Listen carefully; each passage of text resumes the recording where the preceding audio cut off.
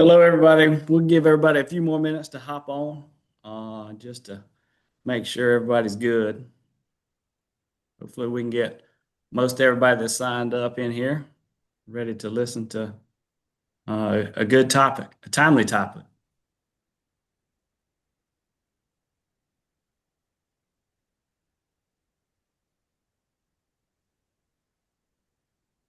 Give everybody a few more seconds.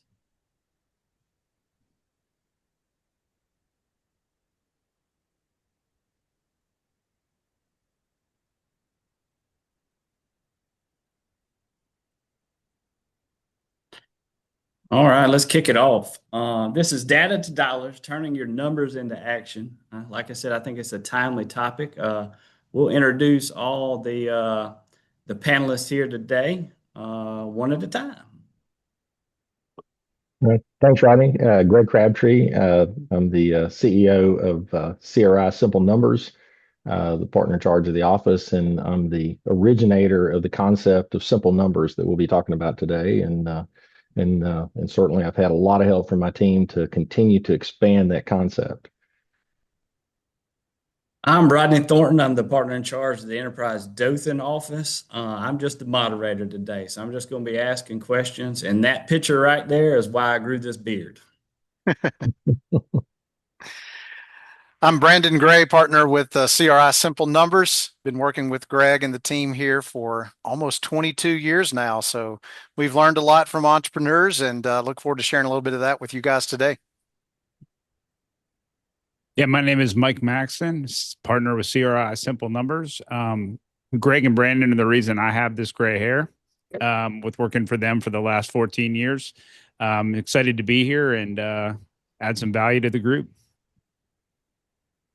So, Greg, you've written a couple books, Yep. Simple Numbers, Straight Talk, Big Profits, and Simple Numbers 2.0.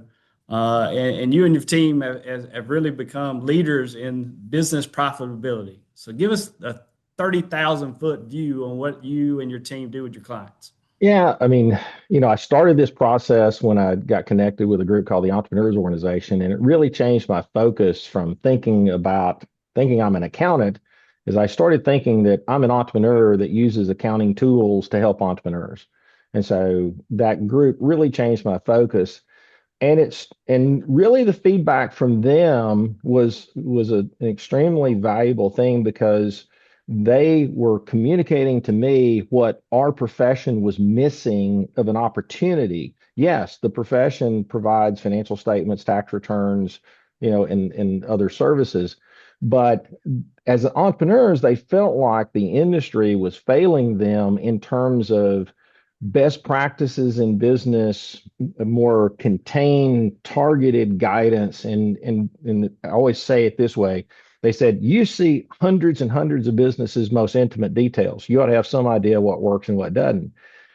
And it really drove us to devise not a set of rules, a set of beliefs. And we have a set of beliefs about what makes a great business. Yeah, you can get away with a lot of stuff in business. You can be over leveraged and get away with it.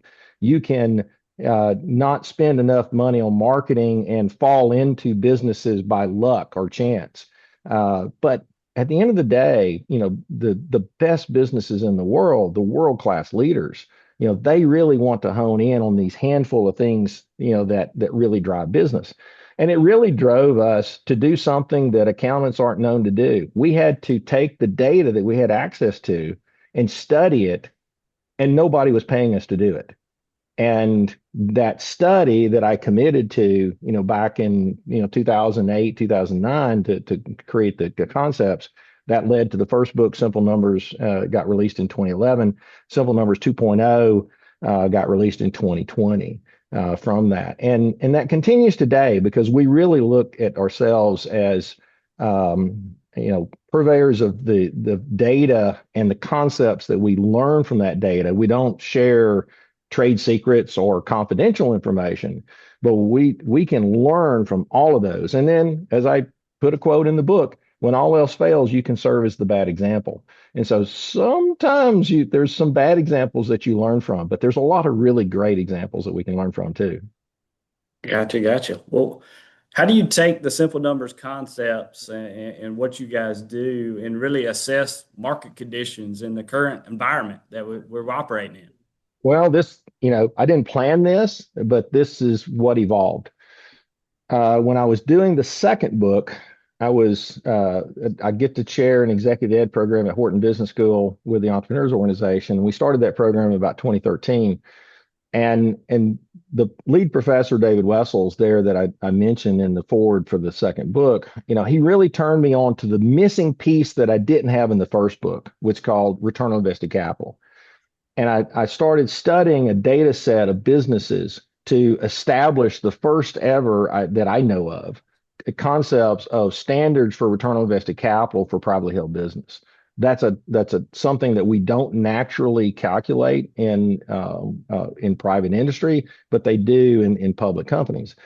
And to do that, I took a study set of data and used that for the illustrations in the book. And when we finished the book, I realized, oh, well, people really loved us discussing it as we built it, and I was writing the second book, and we decided to keep it going. And so we have what we call the Simple Numbers 100 company model that is about 1.3 billion of revenue. And because our Simple Numbers practice is not geographic, we have clients all over the U.S., clients in almost every industry that you can think of. We get a unique picture of the U.S. economy that is proven. I just hate to say it. I think our insight's better than the federal government because we're not trying to pitch a story. We look at the data and try to be honest purveyors of what is it telling us.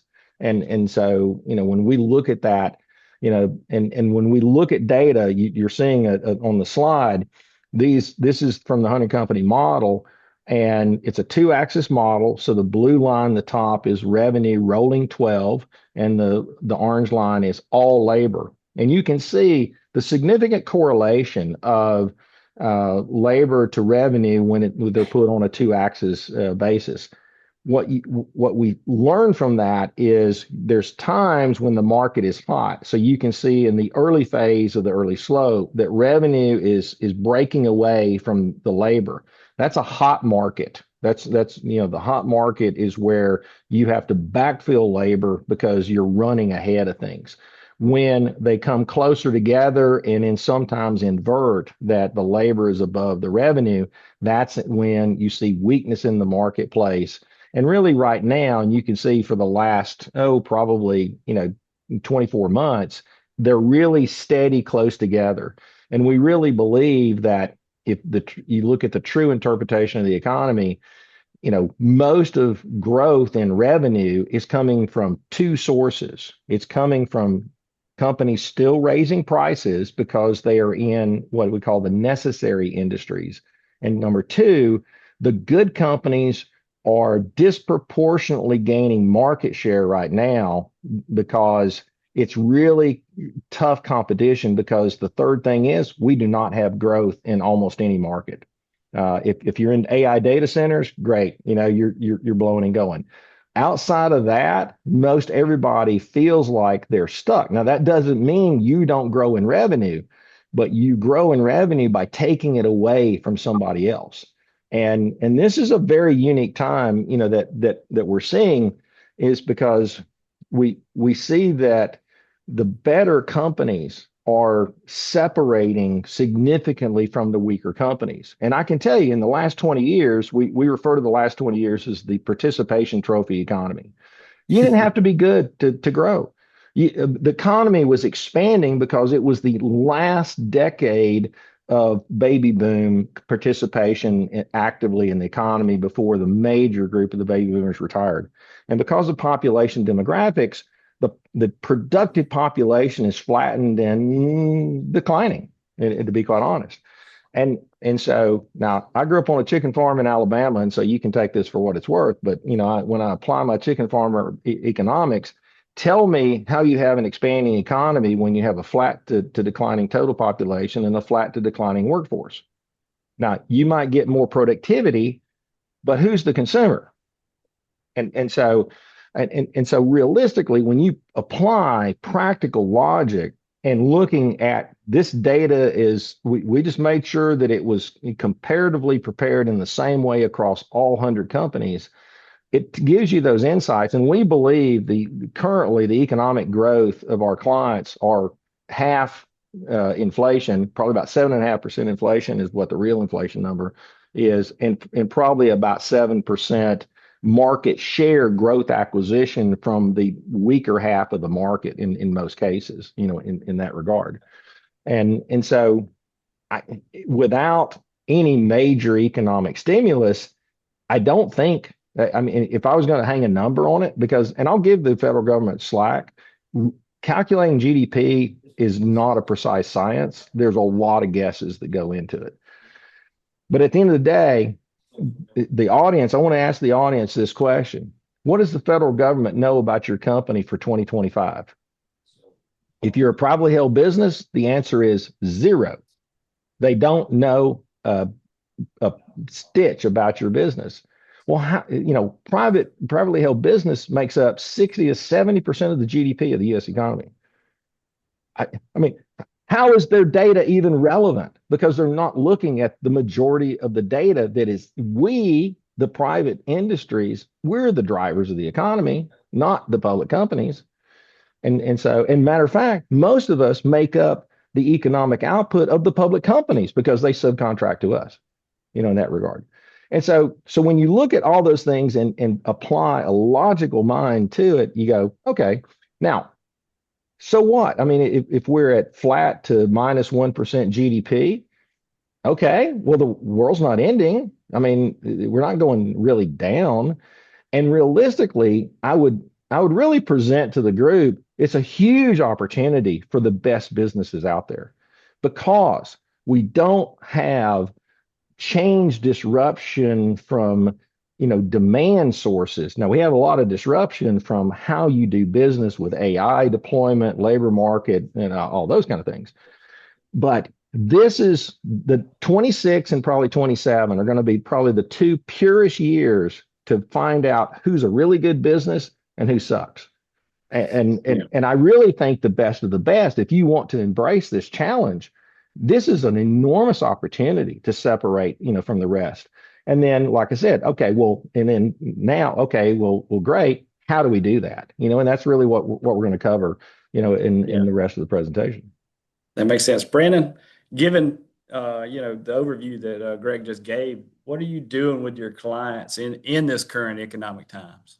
Well, as Greg mentioned, it's a very difficult economy to just depend upon the marketplace to give you growth. You got to go take market share.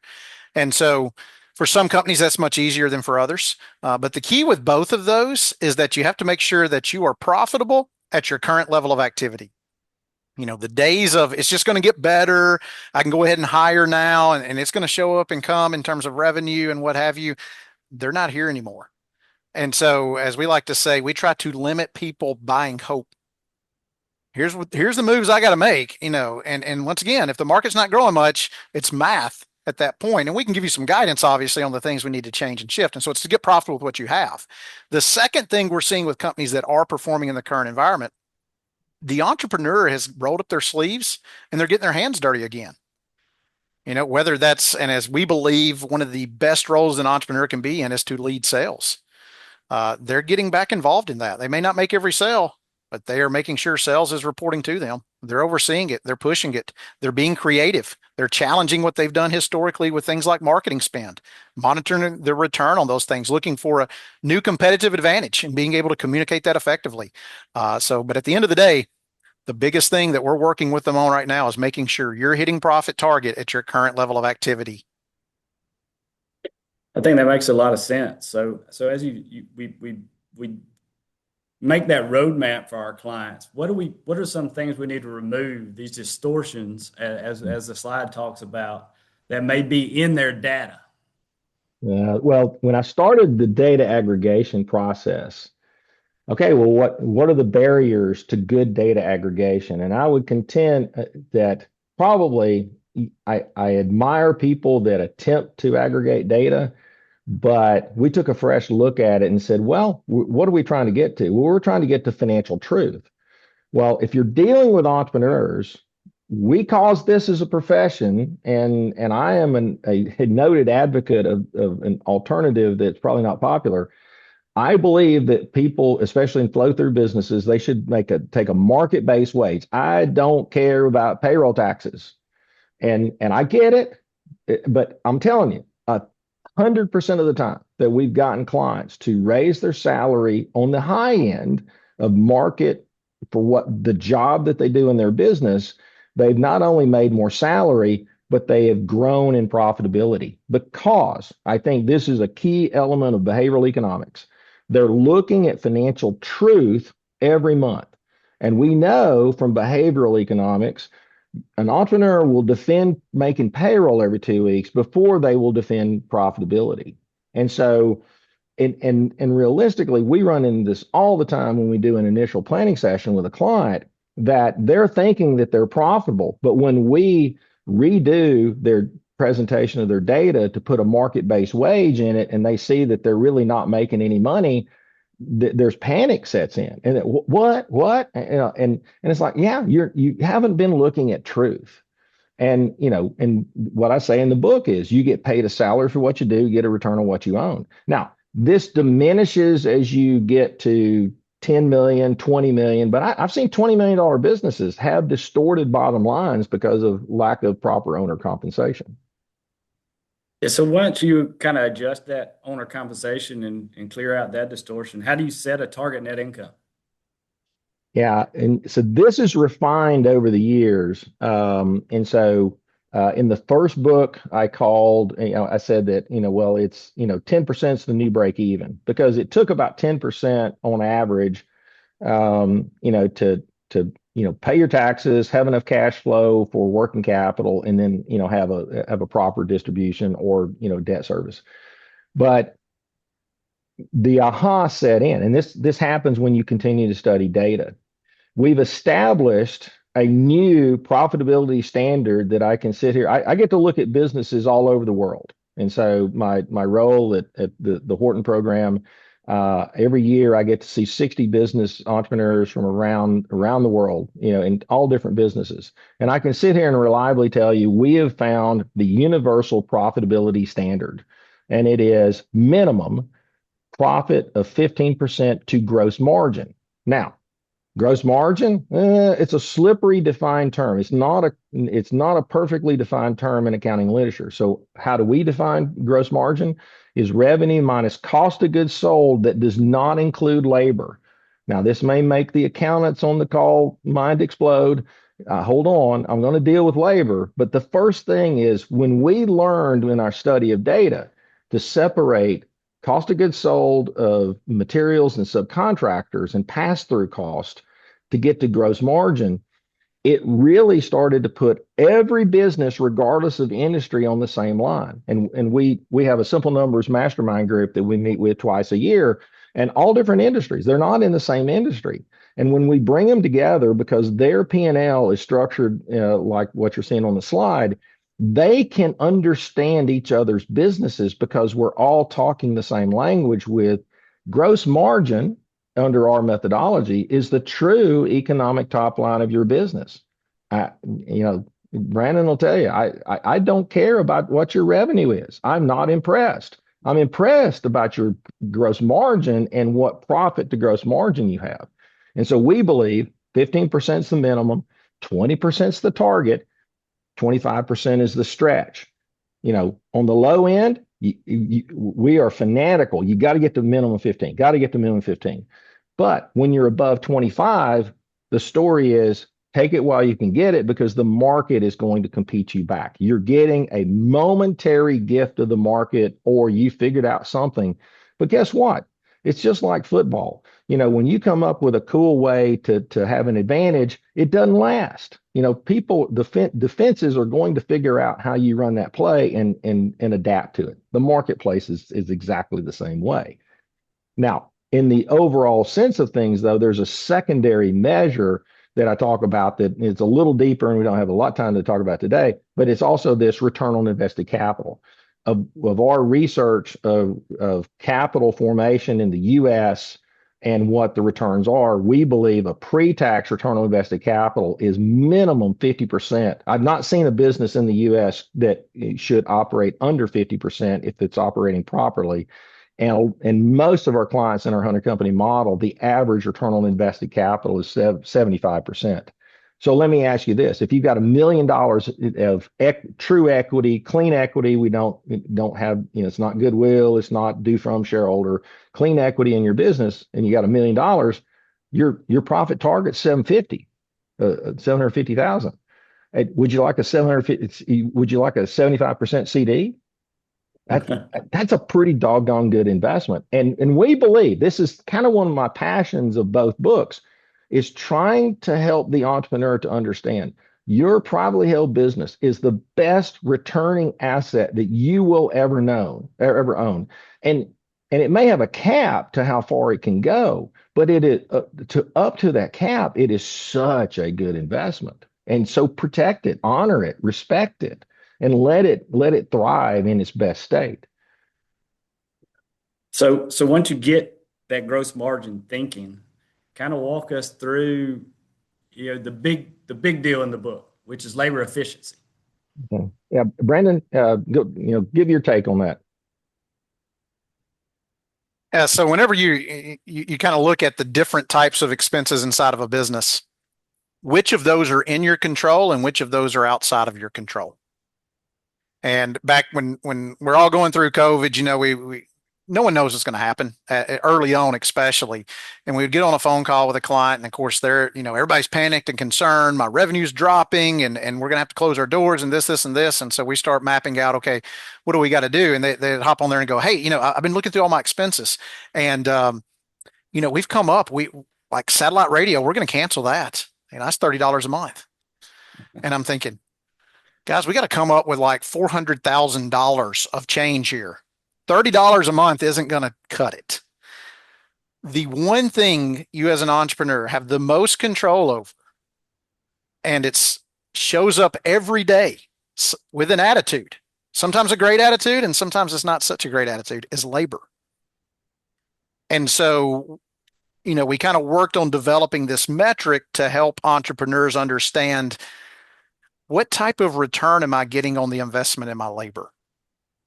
And we refer to that as labor efficiency ratio. So we're going to talk a little bit about the total LER that we use. We're trying to stay away from formulas to a large degree here, just being in the setting and what have you, but we got that in front of you here of how you calculate it. So think of it, for every dollar I invest in labor, what is that labor producing in the form of gross margin, as Greg explained it earlier? Okay. And so as you look at that, you can very easily start to see, okay, and I map it across time. When is labor really performing at its highest? When is it not? What should be my target? If I'm looking to hire someone, what type of gross margin should I be able to produce based upon that labor spent?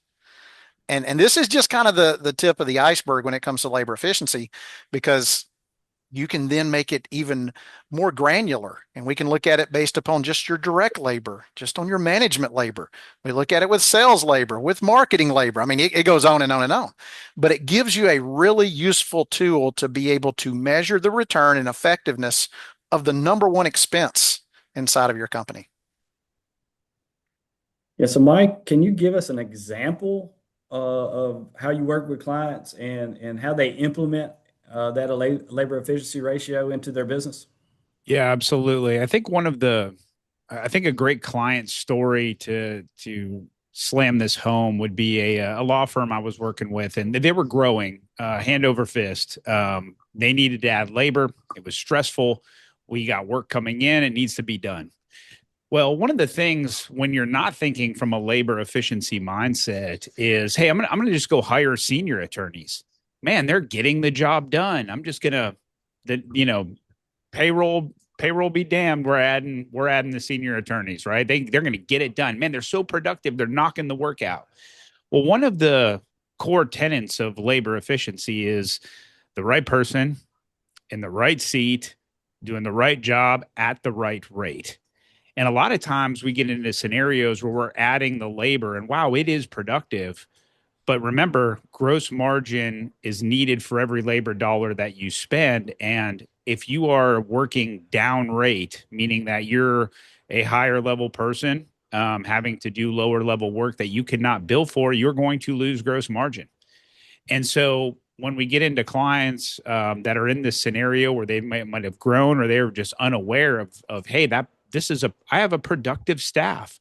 Well, you could be in a scenario where you don't have the person working at the right rate on the right task.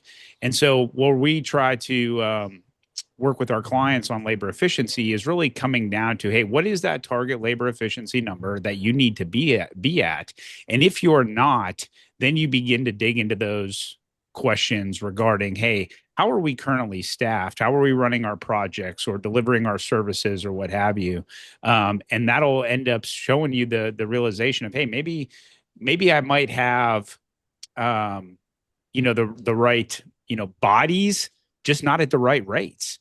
And next thing, that's why you see people with a team, maybe a senior attorney oversees 5 associate attorneys, and where once upon a time it was just 5 senior attorneys, and they had to grow into that. So that's a good concept and a good way of thinking when it comes to implementing labor efficiency. Thanks, Mike. Mike, or anybody, how do you kind of come up with that ratio? Is there a set standard, or how you look at your numbers and you say, where should I be? Well, there's the amazing thing, and this was a surprise. I didn't know it would be like this until we studied the data. Probably 70 to 80% of the businesses work off of one total labor efficiency standard. So take direct labor, management labor, I don't care, the CEO down to the floor sweeper. I need $2 of gross margin for every dollar of labor. 80% of the businesses in the US, if you get 2-to-1 gross margin to all labor, you're going to be at 15 to 20% profit to gross margin. I don't care what your operating expenses are. And so, I mean, that was a surprise. I mean, that number was hiding in plain sight for decades until we discovered it. Secondarily, though, to your point, there's 3 labor plays in business, and you get to be the general manager of your ball team to figure this out. You can go inexpensive direct labor and have a higher direct labor efficiency ratio, but you have to have more management labor to overcome and oversight and guide them through their deficiencies. You can be balanced with a blend of capabilities in direct, a blend of capabilities in management, and you're kind of at the median point. Or you can go expensive direct labor that's theoretically self-managing, which I would challenge that theory, and have less expensive management labor. But what you can't do is go cheap. You'll break. You'll deliver bad quality, and you can't go expensive, else you won't make any money. And so you can win the game, but you've got to be true to the strategy. And so one of the mastermind groups that we work with, we work with a lot of managed service provider IT companies that do monthly per seat pricing, and managing your IT in your business. And we've done enough work in that industry that we've established the benchmark of the median. It's a 3.5 direct LER and a 3.5 management LER. And when we set those when we do the data reveal for all the companies in their mastermind meeting, you've got companies that are higher on direct labor efficiency, but they're lower than the standard on management, and vice versa.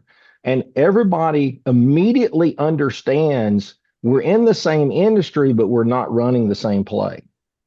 And once you know that, then you can then get strategic about, well, do I need to run a different play? Because now I will give you the one caution of those 3 plays, and it's the expensive direct labor and inexpensive management labor.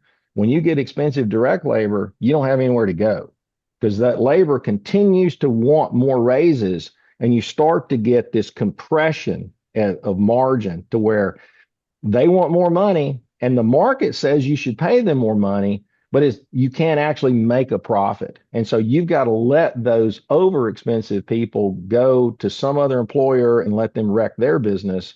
it's not that they're bad people. It's not that they're, as Mike said, it's not like they're not productive, but I can't make any money on you at that rate. And so I've got to be honest. And so in the second book, there's a famous slide in the LER chapter that's called the career labor efficiency curve.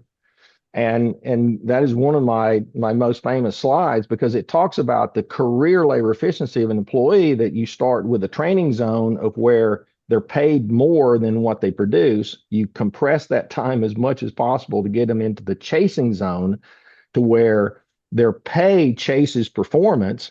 And then when you get to the peak of performance and the pay eclipses their performance, you go into the third phase that we don't like to talk about. It's the replacement zone. Yeah. And it's such, yeah, I mean, it's reality. And you gotta be honest, and you gotta be able to address it. So if we kind of look at, we get into gross margin thinking, we kind of look at our labor efficiency and we start deciding which of those buckets we want to be in. What are some other levers that we can pull to help us achieve profitability? Yeah, Brandon? Yeah, so as you guys probably saw on a slide earlier, we kind of were showing when we got to that 15% gross margin target, an example P&L. And so one of the things with simple numbers is that we have kind of simplified the view of the P&L to where we've only got 5 overhead accounts we're looking at. We're going to have facilities, marketing, management labor, payroll taxes and benefits, and other OPEX. A moment ago, we were talking about labor, so we're going to kind of focus on the others right now and kind of the impact that they can make inside of your business. And so most of these, there's not a tremendous amount of movement in. You know, as we like to say, you can't go from 2-ply to 1-ply toilet paper and change the direction of your business. It just doesn't work. The math won't work. But oddly enough, that's where entrepreneurs many times spend a lot of their time. With the exception of marketing, which we're going to hit on pretty heavy here in just a second. So with when you're kind of looking at facilities, most of the time, these are what we would refer to as a step variable cost.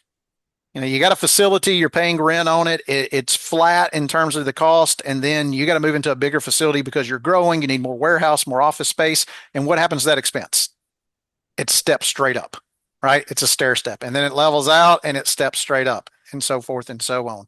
And so there's, you know, rent is what it is. Utilities are what they are. Try to negotiate with the power company and see how far that gets you.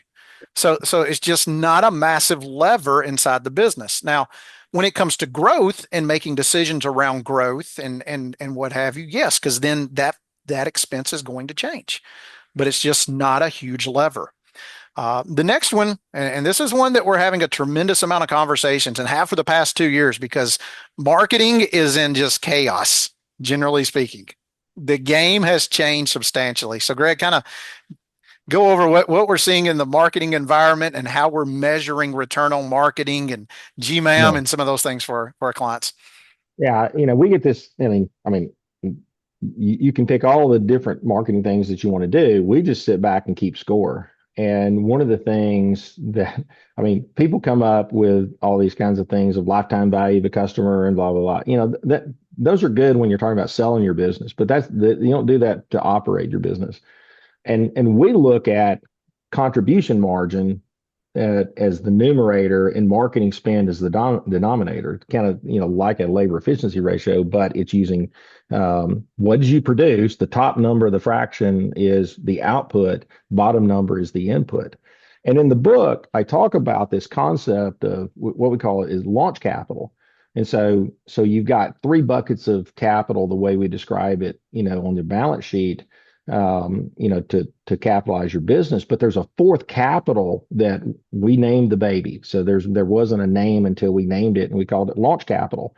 Launch capital is what you, as Brandon said, you know, marketing is a discretionary spend. Nobody's sticking a gun to your head and making you spend it, but you want to grow, you want to improve your business. And so it's a discretionary catalytic spend.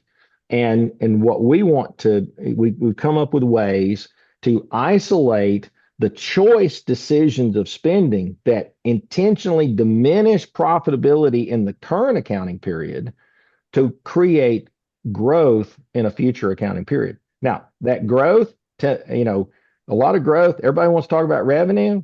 I already said, I don't care two hoots about revenue. I care about profit. And so when we look at the appropriate investment of a catalytic spend like marketing, if I spend $100,000 to diminish current profitability in a marketing intensive effort to elevate the next accounting period, I want to be able to recover that $100,000 in the next accounting period and make $50,000 more on top of it in net profit. And so I should see profitability go from 100,000 to 150,000 because I've spent this. And so we've developed these techniques of keeping score, with things. And the example in the book, it's a client of ours that allowed us to share their actual numbers. And we walked through a 5-year journey of how that business grew from $700,000 in revenue to 10 million in 5 years, and were profitable every step along the way. And the only catalyst that started other costs respond and react to the catalyst, but the marketing was the catalyst that got them the growth, and they grew from 700,000 to 10 million with cash flow, positive profit, with no debt. And it's like, don't tell me that you need money to grow until you prove to me that you can execute. And I'll care. And if I can convince you to go execute your game plan flawlessly, you don't need cash to grow. You just need to go do your job. But you need to have a good strategy, and you're spending money and effort on the right things. But you need that feedback loop of these measurement KPIs that, some marketing firms are giving you KPIs to justify what they did, but it's not bringing results to the bottom line. I think that makes perfect sense, to have something in place to measure, since that is a discretionary spend. When you say leverage overhead and all these are overhead expenses, kind of go in that a little bit. Yeah. So Go ahead, Mike. yeah, the one of the things, yeah, Rodney, this is my question, Rodney. Come on, man. But just mess with you. Listen, the Brandon and Greg method of leveraging overhead is to bring Mike Maxon in a room on day one and give me 4,000 things to do. That really leverages overhead, by the way. It worked. But it worked. that's like, it's like, hey, what did you do today? It's like, well, I made a sales call. I did 3 proposals. I hung a picture on the back wall and helped Greg move. So yeah, that would be my day. But just kidding. But the companies that win, especially, Greg in his first book talks about the black hole from that 1 to 5 million in revenue. And a lot of companies that win leverage that overhead component. A very basic meaning of that is really getting more out of what you spend. And I know that sounds kind of amateur, but think about the company that's $1.5 million in revenue, and you find out that they have a marketing manager on their staff. And you sit back and you go, is there enough marketing managing to do at $1.5 million? Probably not 40 hours a week. Yet that person sits there on staff and does it. One of the ways that you would remedy that maybe would be to outsource to a marketing firm. And maybe you just have an admin handle some administrative marketing tasks around the office. One of the more popular ways people are leveraging overhead these days is utilizing overseas resources for administrative tasks, repeatable tasks that can be done. We see people as they grow, just like with me in that example of doing I wore 50 different hats. They actually had me doing HR, which we're all lucky I'm still employed. But the thing is that you, instead of going, oh, I need to add an administrative resource to this job, are we looking at the tasks currently being done? Can they be outsourced? Is it unnecessary? Is that a waste? All those things that sometimes businesses just, I got to hire for it. I got to go spend money. When you get down into it, sometimes it's not needed. And a lot of times it does center around labor. Which is why labor is so important, because people just want to add labor into their overhead and not understand the amount of contribution margin, which in turn, the amount of revenue that's going to needed to be added to cover them. So when you're looking at your overhead expenses, hey, is this justifiable in my business, or can I use a resource that is more of a turn off, turn on, turn high, turn low sort of resource that you can leverage along the way through your growth before you staff up or before you make a what's the word we use for like marketing spend that is is it necessary, or is it sort of beneficial at the time? Sometimes you'll have marketing spend and other spends that are just not relevant at your current size. And you gotta have the discipline of, yeah, I mean, we're all gamblers as entrepreneurs. I mean, we're just professional gamblers who are just doing it with their business. But when you make a gamble, you don't keep making a bet on a losing hand. You change your bet. And when you try something that doesn't work, you've got to stop the cost of the bet that you started. Now, one thing I want to say that's important. In the last 2 years, we've seen an unusual occurrence that up until this last 2 years that we've not ever seen. We take a slice of our 100 company model and we split it between the over $10 million revenue businesses and the under $10 million revenue businesses. And we're seeing an unusual compression of profitability with the under $10 million businesses right now because of these four buckets. The cost of playing the game of business is disproportionately impacting the 10 million and under businesses at an alarming rate. And I think it's really a picture of what true inflation is. And up until 2 years ago, what Brandon and Mike was saying in terms of leveraging overhead, okay, well, we grow, we get more coverage out of our overhead. Unfortunately, overhead is expanding, for those under $10 million companies faster than they're getting leverage, from that. And you've got to redouble your efforts to what Mike's saying of, okay, this is not a popular thing, and your management team won't love us for saying this, but you've got to stretch the hell out of people before you add cost. And if you don't find that stretching point, and you get lazy, and we've come off of this participation trophy economy that we were sloppily adding overhead costs because we were just growing, at a disproportionate rate, over history. And I think, like I said, this current marketplace is getting us back to better business fundamentals. And this is where the best run companies are going to shine, and the weaker run companies had better get their act together or they're going to exit. Yeah, I think that makes a lot of sense. So you mentioned gambling. So how do we manage our capital to make sure we're placing our bet in the right spot? So this concept of trade capital is kind of interesting. And we just had some clients that we had some unusual learnings from. Trade capital is, think of working capital and you exclude cash and debt. So the traditional working capital definition that is there, and I can't change it, we had to come up with a different name. And trade capital is really the major component of the shift of return on invested capital that businesses get. If you're good at getting paid more quickly than competitors from your customers, if you're good at getting fair but extended terms from your vendors, and we're not talking about abusing either side. We're trying to get margin to flow quickly through the market. And I'll give you a great example. We had a client that was an Amazon distributor, and when he was at 20 million, he went to his vendors and he said, "Listen, you got me on 30 days. I've been a good payer. If you can give me 75-day terms, I can't pay you any differently, but if you give me 75-day terms, I think I can grow what I sell for you by 10 times. And, it's like, and they said, okay, well, we're going to let you prove it.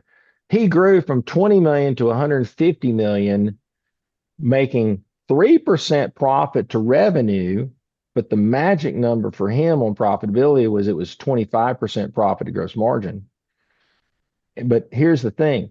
He grew it at a 3% net income rate, is going to make math hard. But he was cash flow positive on every sale because the vendors covered 100% of his inventory because it turned 14 times a year, and it covered half of his receivables.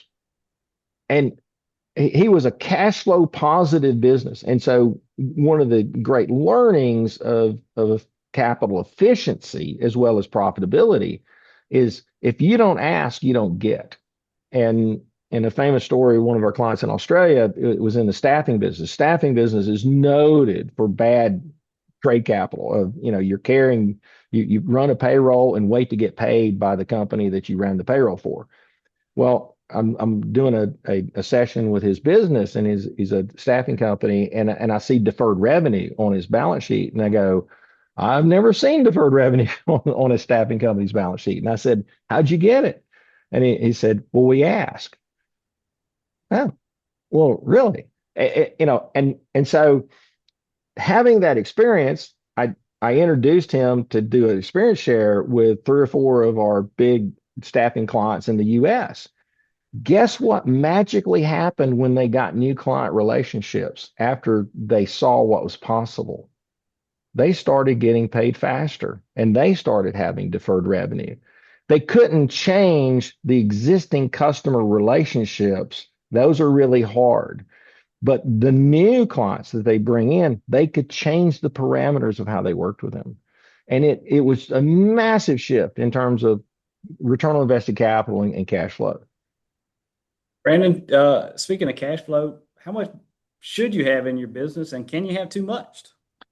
Yeah, so Greg was talking kind of about the rate at which money is turning over. We refer to how much cash you should have into your business as buffer capital. And so it's your sleep well at night number. And I'm going to kind of throw out there, some guidelines here for 90% of the businesses that are on the call. 90% of the businesses need to have 2 months of their direct labor plus 2 months of their OPEX. Need to have that on hand with 0 drawn on your line of credit and any flow through tax liability that you're going to experience set aside. And this came back to the first book. We're looking at the cash flow cycles of hundreds of businesses, and when did it get the worst? And we found a correlation between that calculation and their ability to cover those cash flow cycles. And so if you're in that position with 2 months OPEX and direct labor, your tax money set aside, 0 drawn on your line. Now we want you to have a line available, just not have anything drawn on it. For 90% of the businesses out there, you're going to be able to weather a ton of storms. And so we set that as the target. If you go a little bit under it, we're okay. Now you go a lot under it, you get down that 1 month or below, we start really, kind of going, guys, we got to change something quick here. But oddly enough, you look at it and you start to go over it, we're going to encourage you to take some money out of the business in most cases, unless you can reinvest that dollar into the business and get the 50% return we talked about. And the reason why is that people behave differently whenever you're flush with cash. You go back to whenever you started your business. You didn't have a lot of cash. You made decisions differently then than you do when you're flush with cash. When you're flush with cash, you'll keep folks around like they're pets. They're not producing. You're like, well, I'm going to make a decision on another 2 weeks, or I'm going to keep spending on this marketing initiative or whatever it may be that's not producing for just a little bit longer. When you don't have cash, you don't do that. And so it's almost a psychological thing. We want you to be at that 2 months. And be careful if you start going over it and not reinvesting those dollars, because it will change your mindset. So what should we use? How should we use our profit? So let's talk about that. Well, see, the cash thing set up this harvest concept, because if you're flopping around going from I have cash, I have no cash, my investment advisor told me to take all my cash out and put it in the stock market. It's like, no. The 2 month number is active capital. Anything over than that, yeah, take it out. Anything under than that, get on a distribution diet until you get back to that. If you can stay at that 2 month cash number, you can operate what we call is the perfect structure with the 40-30-30 plan. 40%, every dollar of profit gets set aside for taxes. 30% gets set aside for working capital needs until you have excess cash. And then you can reliably distribute 30% profit as a dividend. Now, right now, most of everybody on this call uses their business as their personal piggy bank. They reach in and grab cash when they have a need rather than using a disciplined return on investment producing strategy. And when you want to mature your mindset about your business, you're going to say, what does the business produce that I don't need? And I can tell you, when you have 2 months of cash with zero drawn on a line of credit, you can reliably distribute 30% of your profit monthly, quarterly, whatever. I mean, we like quarterly is probably the best distribution, but then you're distributing it and then deciding what to do with it on a preferably diversifying wealth away from the business and probably some consumption. It just reality sets in. But we encourage setting your salary as a market-based wage and living off your salary in the business, and then use those dividend and profits to build wealth external to the business. That harvest strategy works great for any business once you're profitable. But there's a second strategy that becomes, we call it harvest until premium sale. And if you're in an industry that's averaging 8+ multiplier to EBITDA, as a business value because you have recurring revenue or you're just one of the hot markets, we look at that as the best of all worlds. You got a great business to own and you got a great business to sell. Both are good, as long as you get the appropriate guidance in terms of selling for the right amount. And I will say there's a chapter in the second book that we call the replacement return decision that helps you understand, if you're looking to sell your business, what is the replacement return that you got to get from your after-tax proceeds to match what the business was giving you. And that has been an enormous elimination of business decision making when it comes to selling your business. And we've guided the example I tell in the business I refer to as my $20 million hour, because I had a client that was going to sell for $40 million. We ran through those numbers, and his investment advisors told him it's market value. You need to sell. We got 7 offers. And I told him it's not enough. And we argued back and forth, but I just run the math for him. And then he goes away, and a week later he calls me back up and he says, well, I got him up to 60 million. He wouldn't have got to 60 million had he not had a framework to think about his business as an investment and a dividend paying stock, rather than, oh, it's this thing that I get a salary from and I take money out of it, but you don't put any cohesive metrics around it. And now, if you're in a business that it's what we call built, you're built to sell, you're going to take 40% of profit and reinvest everything, and you're going to go no dividends. You might raise capital. I mean, those are different decisions, and we run through those scenarios. And we got some unique ways of looking at holding investment capital, accountable to proper output too, in that concept. But we love to live in this harvest until premium sale space. That's one of our favorite. But a lot of businesses that are never going to get a premium sale value don't think that you got a bad business. When we run our return on invested capital numbers for these run to harvest businesses, they're enormous returns. They're great businesses, but you have to have the mindset that you're not going to sell for a premium, and you've got to harvest that 30% of profits to set aside and build wealth external to that business and pick whatever you want to invest in. You can talk to level 4 advisors in the CRI family to talk about market investing, or put it in the mason jar under your porch. And so yeah, Brandon, do you just want to go through what you got going on here? Yeah. So hopefully we've given you guys a few nuggets today to think about. We've kind of went through kind of removing the distortions in your business, where the marketplace is now, how to think about the return that you're getting on labor, how to manage those overhead expenses, thinking about your cash flow and trade capital and buffer capital, and then the type of business you have from a reinvestment perspective. So we just touched the tip of the iceberg on all those things, but we wanted everyone to have a little bit of an understanding and a few nuggets. Hope you've taken something away that's going to add great value to your business from that. We host a podcast every week called the Profitability Playbook. So Mike, kind of fill everybody in. Mike's co-host of that, of what we cover on there. Yeah, I'm the host. You are the co-host. Just so we get that straight. But What? seriously, all these topics here we touch on. A lot of obviously what goes on amongst the entrepreneurial economy, especially within our client base. A lot of good nuggets there that we share. We obviously go over economic updates as well in terms of what the 100 company model is saying. And one of our favorite things is we have guests on. Entrepreneurs just like yourselves listening here that share some great stuff that you can be a part of. And I've been waiting the whole time. Brandon, I was going to drop this in at some point. I'm like, man, I hope he brings it up. But we're growing. We're getting tons of listeners. We're on what, season 3 now. Episode a week. We keep it under 30 minutes so you can fit it in a walk, a workout, or a drive to work. But love to have you listen and learn more about what we got going on here at Simple Numbers. And another big announcement. Today's a big day. So we are announcing to everyone about the Simple Numbers Summit. It's going to take place November 9th through 11th. We're going to be in Austin, Texas. It's the first ever event. If you want a day and a half of industry experts, subject matter experts, Greg Crabtree, the godfather of simple numbers, Mike, myself, many others, entrepreneurs, your people are going to be there.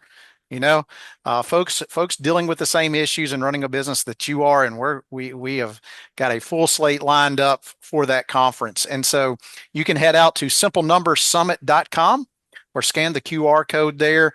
You can learn more about the conference. Go ahead and get it booked. We do have limited capacity. You know, we didn't rent out a football stadium for it. Maybe should have, but we're excited about finally being able to do this and bring it to you. So go to simplenumbersummit.com. Dates again are November 9th through 11th, and check that out. We're really looking forward to it. All right, we've got just a moment here left. We wanted to save a little bit of time. If there's any questions out there, I think you guys should have the ability. So, all right. Yeah, the first one is do we have to read the first book to understand the second book? I know the answer, but Greg, do you want to share that since you wrote them? Yeah, I wrote it to where the two can stand alone. I would highly recommend the first book for a 5 million and under business. So that was really kind of the target audience when I wrote it. I was doing content for the Entrepreneurs Organization Accelerator Program. And so that was really kind of the focus audience. The second book, came after found the missing pieces at my Horton program. And really, we feel like the concepts and a lot more examples and case studies in the second book. But I feel like that those are concepts that I don't care if you're $1 billion business or you're $1 million business. I mean, they apply. And we believe we have beliefs that these are universal rules. Yeah, the next one, some of the businesses on here are brand new startups. Is what we're talking about catered only for larger businesses, or can they be applied to maybe people with under 5 employees? Well, I just told you the case study of what's in the second book. We were working with a client had about 5 or 6 employees, and they were at 700,000 a year in revenue, and we helped them grow to 10 million in 5 years. And Brandon was the partner, on that client, and we do that all the time. Now, every business has a minimum level of sustainability, but now you got to look at your business and say, does it have reach? I mean, if you're doing something, sometimes you have to change your where, not your share. And so if you're doing something that has geographical limitations, yeah, let's talk about getting to significance and size, but you're going to have to be a multi-location, multi-line business. But if you have capabilities, within, I mean, we deal with everything from startup to mature businesses. And realistically, I think those concepts really help you, kind of formulate where to put your energies and cash and effort and set plans. We believe in forecasting and setting plans, not just randomly operating and hoping for results. All right, Tom, with the question of the day, you're an active customer, and we're wondering if we provide simple number services as part of the services here at CRI. Yes, we do. you can absolutely reach out to me, mike.maxon@simplenumberscri.com. I'm on the website. I'm on LinkedIn. Everywhere. Please feel free to reach out. We can discuss how we can help you. So to anyone here on the call, same thing. Happy to talk to you about any services that you might need from us. We are, again, business, financial, profitability consultants, whatever it is. We help businesses grow, get healthy, build wealth in and outside for the entrepreneur. So love to talk to you about it. And the unique thing about how we work, and this was something that the feedback was from the entrepreneurial community, everything that we do is a fixed price contract. We don't bill hourly. Yeah, we don't sell hours. We sell value. And we think we're a pretty doggone good value because we can elevate the bottom line far more than we cost. And I can't even remember a circumstance that didn't happen, in that. But we feel like, very importantly, what your financial commitment of a project with us, is, and that's it. We don't work off of a clock. The next question, where can you buy the books? Simple Numbers, Straight Talk, Big Profits. Greg went really crazy with the naming, and Simple Numbers 2.0 on the second one. You can buy them off our website, simplenumberscri.com. You can get them on Amazon. They are also available on audio. So you can get those books there as well. Greg, do the books or our practice cover filters when looking for target candidate companies to buy? So refine that question. I'll make sure I understand. Yeah, what we write about, what we work with our clients on, is the methodologies, the things we talk about, is it a filter when you're looking at companies to potentially purchase? Oh, absolutely. And we do a lot of quick first run due diligence for acquisition targets. I was on an hour-long call this morning with a client in Canada, and the last 5 minutes of the call, I broke down, they presented their financial data of a target they were looking at, and we gave them a very quick overview of, hey, here's the maximum you're going to look at, potentially offering. But a lot of our technique, we've done several projects of where we take a target that you're looking to buy and take their data and put it in our structure. And here's the magic of our simple number structure. You just saw a static presentation. Our modeling really focuses on rolling 12, rolling 3 trends. And if you really want to do magnificent due diligence on a target, don't look at year-end data that's been monkeyed with by either an investment advisor or a business broker. I want monthly data over at least a 36 to 48 month period. And when you look at the movement of rolling 12 data, you really see all of the warts and some of the beauty of the potential company that you're trying to look at. And we're really good at making those cost effective and pretty quickly, to turn out. Yes, Mary Catherine, return on invested capital is covered in the second book. Lastly here, we refer to the black hole as 1 to 5 million, but since we don't really care about top line revenue, what's the black hole in terms of gross profit? Yeah. Well, gross margin, particularly, I've looked at that, and I still would say it's primarily a revenue for a reason. And so it's between 1 and 5 million. The deepest, darkest moment of the black hole is 3 million. And the reason why it's still revenue for the black hole purposes is every transaction costs you something. It requires management.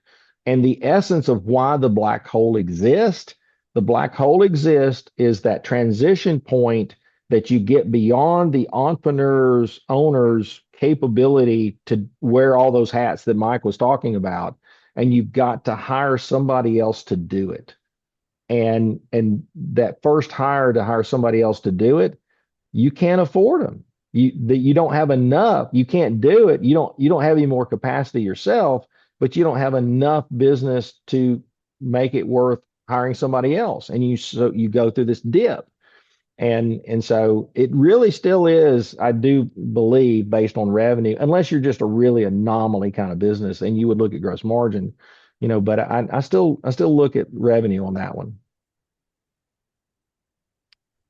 I think that's what we got. I think marketing will send out any additional information regarding where can you get the books, where can you work with us, copies of the webinar, all that good stuff.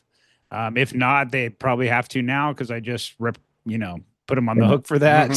So, I will but let's say, wrap it up, guys. I would say on the books, if somebody wants a bulk purchase of 10 or more, just reach out directly to us, and we can sell you those in bulk. So we have a lot of bulk offers, like when I do speaking events and those kind of things. Or if you want to buy, more, for your team, larger businesses, happy to do those bulk orders directly. Sounds good. That's it. Everybody have a wonderful day, and thank you guys. Thank y'all. It was great. All right, thank you. See ya. Appreciate it.